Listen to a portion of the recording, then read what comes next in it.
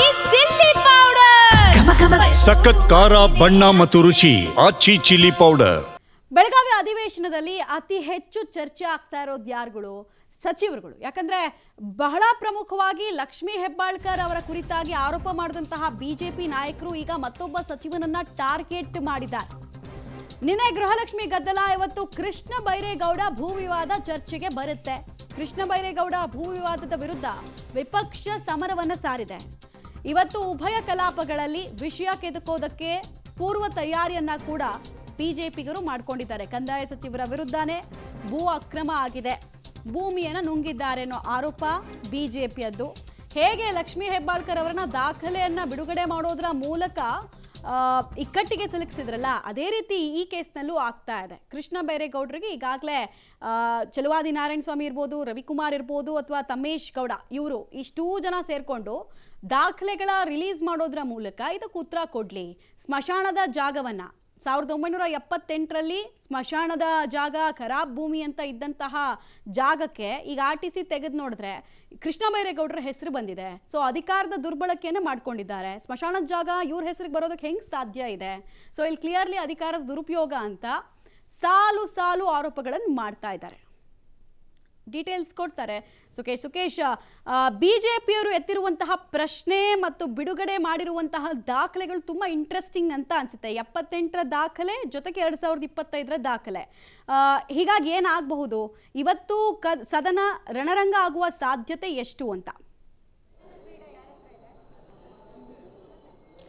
ಮಮತಾ, ಹಾಗೆ ನೋಡೋಕೆ ಹೋದ್ರೆ ಅವರು ಬಿಡುಗಡೆ ಮಾಡಿರುವಂಥ ದಾಖಲೆಯಲ್ಲಿ ಅವರು ನೇರವಾಗಿ ಆರೋಪವನ್ನು ಮಾಡ್ತಾ ಇರುವಂಥದ್ದು ಕಂದಾಯ ಸಚಿವರಾಗಿರ್ತಕ್ಕಂಥ ಕೃಷ್ಣ ಬೈರೇಗೌಡರು ನೇರವಾಗಿ ಪ್ರಭಾವವನ್ನು ಬೀರಿದ್ದಾರೆ ಅನ್ನುವಂಥದ್ದು, ತಮ್ಮ ಇಲಾಖೆಯ ಮೇಲೆ ಪ್ರಭಾವ ಬೀರಿ ತಮ್ಮ ಹೆಸರಿಗೆ ಮಾಡ್ಕೊಂಡಿದ್ದಾರೆ ಅನ್ನೋ ಆರೋಪವನ್ನು ಮಾಡಿದ್ದಾರೆ. ಆದರೆ ಬಿಜೆಪಿ ಬಿಟ್ಟಿರುವಂಥ ದಾಖಲೆಯಲ್ಲಿ 78ರ ದಾಖಲೆ ಇದೆ, 2025ರ ದಾಖಲೆ ಇದೆ. ಕೃಷ್ಣ ಬೈರೇಗೌಡರ ಸಮರ್ಥನೆಯೂ ಅಷ್ಟೇ ಒಂದು ರೀತಿಯಲ್ಲಿ ಡಿಫ್ರೆಂಟ್ ಆಗಿತ್ತು. 78ರಲ್ಲಿ ನಾನು 5 ವರ್ಷದ ಬಾಲಕ ಅನ್ನುವಂಥದ್ದು ಅವ್ರು ಹೇಳ್ತಾ ಇರುವಂಥದ್ದು. ಅಂದರೆ ಅವರು 5 ವರ್ಷದ ಬಾಲಕರಿದ್ದಾಗ ಅವರ ಅಜ್ಜ ಅದನ್ನು ಕ್ರಯಕ್ಕೆ ತೆಗೆದುಕೊಂಡಿದ್ದಾರೆ. ಅಂದರೆ ಯಾರಿಂದ ತೆಗೆದುಕೊಂಡ್ರು ಅನ್ನುವಂಥದ್ದು ಕೂಡ, ಜೊತೆಗೆ ಆನಂತರದ ಹಂತವಾದ ದಾಖಲಾತಿಗಳು ಕೂಡ ಇರ್ತವೆ. ಆದರೆ ಈಗ ಇಡೀ ನಮ್ಮ ಫ್ಯಾಮಿಲಿಯ ಟ್ರೀ ಏನಿದೆ ಅದ್ರ ಪ್ರಕಾರವಾಗಿ ನಮಗೆ ವಿಭಾಗಗಳಾಗಿದ್ದಾವೆ. ವಿಭಾಗಗಳಾದ ಪ್ರಕಾರ ನಮ್ಮ ಸಹೋದರ, ಅಂದರೆ ಅವರ ಅಜ್ಜನ 3 ಜನ ಸಹೋದರರು, 3 ಜನ ಸಹೋದರರ ನಂತರ ಅವ್ರ ತಂದೆಯ 2 ಮಕ್ಕಳಿಗೆ, ಹೀಗೆ ಈ ರೀತಿ ಅದು ಡಿವೈಡ್ ಆಗ್ತಾ ಬಂದಿರುವಂಥದ್ದು. ಅದ್ರ ಪ್ರಕಾರ ನನ್ನ ಹೆಸರು ಈಗ ಬಂದಿದೆ ಅನ್ನುವಂಥದ್ದು ಅವರು ಸಮರ್ಥನೆಯನ್ನು ಮಾಡ್ಕೊಳ್ತಾ ಇದ್ದಾರೆ. ಹಾಗಾಗಿ ದಾಖಲಾತಿಗಳ ಪ್ರಕಾರ 78ರಲ್ಲಿ ಬೇರೆ ಇತ್ತು, ಅನಂತರ ಬದಲಾವಣೆ ಆಯಿತು. ಅಂದರೆ ಮೇಲ್ನೋಟಕ್ಕಷ್ಟು ಸ್ಪಷ್ಟವಾಗಿ ಕೃಷ್ಣ ಬೈರೇಗೌಡರು ನೇರ ಕೈವಾಡ ಅಂತ ಹೇಳಲಿಕ್ಕೆ ಸಾಧ್ಯ ಇಲ್ಲ. ಅವರ ಕುಟುಂಬದಕ್ಕೆ ಹೇಗೆ ಆಸ್ತಿ ಬಂತು ಅನ್ನೋದ್ರ ಮೇಲೆ ಹೋಗುತ್ತೆ. ಆದರೆ ಈಗೇನಾದರೂ ಬದಲಾವಣೆಗಳು ಮಾಡ್ಕೊಂಡಿದ್ರೆ, ಮೂಲ ದಾಖಲಾತಿಗಳು ತಿದ್ದುವ ಪ್ರಯತ್ನ ಆಗಿದೆ ಅನ್ನೋದಿದ್ರೆ ಸಹಜವಾಗಿ ಅದು ಕೃಷ್ಣ ಬೈರೇಗೌಡರ ವಿರುದ್ಧ ಕೂಡ ಆರೋಪ ಆಗ್ಬೋದು. ಆದರೆ ಬಿಜೆಪಿ ಸದ್ಯಕ್ಕೆ ಅದೊಂದು ಅಸ್ತ್ರವನ್ನುವಂಥ ರೀತಿಯಲ್ಲಿ ಸದನದಲ್ಲಿ ಪ್ರಸ್ತಾಪಲಿಕ್ಕೆ ದಾಖಲೆಗಳನ್ನ ಇಟ್ಕೊಂಡು ಬಂದಂತೆ ಕಾಣಿಸ್ತಾ ಇದೆ. ಮಮತಾ, ಸುಕೇಶ್ ಹಾಗೆ ಸಂಪರ್ಕದಲ್ಲಿ ಬಿಜೆಪಿ ಲಕ್ಷ್ಮೀ ಹೆಬ್ಬಾಳ್ಕರ್ ವಿಚಾರದಲ್ಲಿ 6 ಹೊಡೆದಿದೆ. ಈ ಸಲ ಬಾಲ್ಗೆ 6 ಹೊಡಿತಾರಾ ಇಲ್ವಾ ನೋಡೋಣ. ಅವ್ರ ದಾಖಲೆಗಳ ಮೇಲೆ ಎಲ್ಲವೂ ಕೂಡ ಡಿಪೆಂಡ್ ಆಗುತ್ತೆ. ಕಂದಾಯ ಸಚಿವರ ವಿರುದ್ಧ ಭೂ ಕಬಳಿಕೆ ಆರೋಪವನ್ನು ಬಿಜೆಪಿ ನಾಯಕರುಗಳು ಮಾಡ್ತಾ ಇದ್ದಾರೆ. ಇವತ್ತಿನ ಅಧಿವೇಶನದಲ್ಲೂ ಕೂಡ ಅದೇ ವಿಚಾರವನ್ನು ಪ್ರಸ್ತಾಪಿಸಿ ಸರ್ಕಾರವನ್ನು ಇಕ್ಕಟ್ಟಿಗೆ ಸಿಲುಕಿಸುವಂತಹ ಪ್ಲಾನ್ ಆಗಿದೆ. ಇದರ ನಡುವೆ ಇದೇ ಆರೋಪಕ್ಕೆ ಸಂಬಂಧಪಟ್ಟಂತೆ ಬಿಜೆಪಿ ಕಾರ್ಯಕರ್ತರಿಂದ ತಾಲೂಕು ಕಚೇರಿ ಕಾವಲು. ಕೋಲಾರ ತಾಲೂಕು ಕಚೇರಿಯ ಕಾವಲಿಗೆ ಬಿಜೆಪಿಯ ಕಾರ್ಯಕರ್ತರು ಕುಂತಿದ್ದಾರೆ ಅನ್ನೋದು ಗೊತ್ತಾಗ್ತಾ ಇದೆ. ಸಚಿವರು ತಮ್ಮ ಪ್ರಭಾವವನ್ನು ಬಳಸಿ ಕಡತವನ್ನು ತಿದ್ದುವಂತಹ ಸಾಧ್ಯತೆ ಇದೆ. ದಾಖಲೆಯನ್ನು ತೆಗೆದುಕೊಂಡು ಹೋಗುವಂತಹ ಆತಂಕವನ್ನು ಬಿಜೆಪಿಯ ಕಾರ್ಯಕರ್ತರು ವ್ಯಕ್ತಪಡಿಸುತ್ತಿದ್ದಾರೆ. ದಾಖಲೆಯನ್ನು ರಕ್ಷಿಸುವಂತಹ ನಿಟ್ಟಿನಲ್ಲಿ ನಾವು ಕಾವಲು ಕೂತಿದ್ದೇವೆ ಅಂತ ಹೇಳಿ ಬಿಜೆಪಿಯ ಕಾರ್ಯಕರ್ತರು ಹೇಳ್ತಾ ಇದ್ದಾರೆ. ಬಿಜೆಪಿ ಜಿಲ್ಲಾಧ್ಯಕ್ಷ ಓಂ ಶಕ್ತಿ ಚಲಪತಿ ನೇತೃತ್ವದಲ್ಲಿ ಈ ರೀತಿ ಕಾವಲು ಕಾಯುವಂತಹ ಕೆಲಸ ಆಗಿದೆ. ಈ ಮೂಲಕ ಈ ಆರೋಪದ ಕಂದಾಯ ಸಚಿವರ ವಿರುದ್ಧ ಏನು ಭೂ ಕಬಳಿಕೆ ಆರೋಪ ಕೇಳಿ ಬಂದಿದೆ, ಆ ಪ್ರಕರಣವನ್ನು ಮತ್ತಷ್ಟು ಹೈಪ್ ಮಾಡುವ ಎಲ್ಲ ಪ್ರಯತ್ನಗಳು ಕೂಡ ಬಿಜೆಪಿಯ ಕಡೆಯಿಂದ ಆಗ್ತಾ ಇರುವಂಥದ್ದು. ಒಂದು ಕಡೆ ಇವತ್ತು ಅಧಿವೇಶನದಲ್ಲಿ, ಮತ್ತೊಂದು ಕಡೆ ಅಧಿವೇಶನದ ಹೊರಗೆ ಕಂದಾಯ ಸಚಿವರನ್ನು ಇಕ್ಕಟ್ಟಿಗೆ ಸಿಲುಕಿಸುವಂತಹ ಎಲ್ಲ ರೀತಿಯ ಪ್ರಯತ್ನಗಳಾಗ್ತಾ ಇದೆ. ಇದಕ್ಕೆ ಕಂದಾಯ ಸಚಿವರ ಉತ್ತರ ಏನಾಗಿರುತ್ತೆ ಅನ್ನೋದನ್ನು ಕಾದು ನೋಡಬೇಕಿದೆ.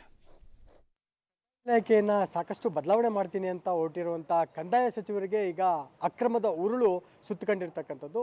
ಈ ಬಗ್ಗೆ ಈಗಾಗಲೇ ಬಿಜೆಪಿ ಕಾರ್ಯಕರ್ತರು ಕೋಲಾರ ತಾಲೂಕು ಕಚೇರಿ ಎದುರು ಈಗಾಗಲೇ ಕಾವಲು ಕಾಯುವ ಮೂಲಕ ಏನು ಅಕ್ರಮದಲ್ಲಿ ಭಾಗಿಯಾಗಿರುವಂಥ, ಜೊತೆಗೆ ಸಾಕಷ್ಟು ಅಕ್ರಮಗಳನ್ನು ಮಾಡಿದ್ದಾರೆ ಅನ್ನೋ ಒಂದು ಆರೋಪವನ್ನು ಈಗಾಗಲೇ ಹೊರಿಸಿರ್ತಕ್ಕಂಥದ್ದು. ಈ ಬಗ್ಗೆ ಮಾತಾಡೋದಕ್ಕೆ ಬಿಜೆಪಿ ಜಿಲ್ಲಾಧ್ಯಕ್ಷರು ಆಗಿರ್ತಕ್ಕಂಥ ಓಂಶಕ್ತಿ ಚಲಪತಿ ಅವರು ನಮ್ಮ ಜೊತೆಗಿದ್ದಾರೆ.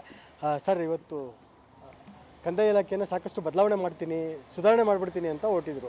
ಅವ್ರಿಗೆ ಈ ಒಂದು ಉರುಳು ಸುತ್ತಕೊಂಡಿರ್ತಕ್ಕಂಥದ್ದು. ಸರ್, ಇವತ್ತು ಕಂದಾಯ ಇಲಾಖೆನ ಬದಲಾವಣೆ ಮಾಡ್ತೀನಿ, ರೈತರ ಜಮೀನು ಬಿಡುಗಡೆ ಕೊಡಿಸ್ತೀನಿ, ಯಾರು ಒತ್ತುವರಿ ಮಾಡೋದು ತೆರವುಗೊಳಿಸ್ತೀನಿ ಅಂತ ಹೇಳ್ತಾ ಇದ್ರು. ಈ ಅವಕಾಶ ಇವತ್ತು ಮಿಸ್ಟರ್ ಕ್ಲೀನ್ ಕೃಷ್ಣ ಬೈರೇಗೌಡ ಅವರಿಗೆ ಬಂದಿದೆ. ಈ ಅವಕಾಶವನ್ನು ಅವರು ಸದ್ಬಳಕೆ ಮಾಡ್ಕೊಬೇಕು.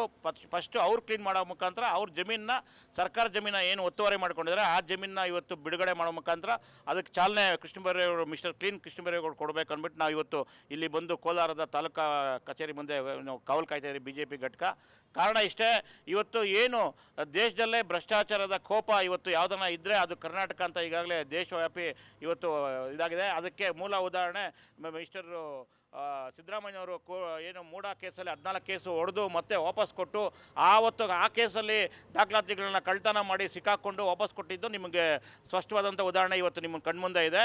ಅದೇ ರೀತಿ ಏನು ಮತ್ತೆ ನಾನೇ ಎಲ್ಲ ಅಂತೇಳ್ಬಿಟ್ಟು ಪ್ರಿಯಾಂಕಾ ಖರ್ಗೆ ಅವರು 5 ಎಕರೆನ ತಗೊಂಡು ಮತ್ತೆ ವಾಪಸ್ ಕೊಟ್ಟಿರೋದು ಇವತ್ತು ಕರ್ನಾಟಕದಲ್ಲಿ ಇದೇ ರೀತಿ ಸಾವಿರಾರು ಎಕರೆಗಳು ಕರ್ನಾಟಕದಲ್ಲಿ ಕಾಂಗ್ರೆಸ್ ಬಂದ ಮೇಲೆ ಭೂ ಕಬಳಿಕೆ ಆಗ್ತಾ ಇದೆ. ಇವತ್ತು ಒಂದು ಸ್ಪಷ್ಟವಾದಂಥ ಉದಾಹರಣೆ ಮಿಸ್ಟರ್ ಕ್ಲೀನ್ ಕೃಷ್ಣ ಬೈರೇಗೌಡರದು.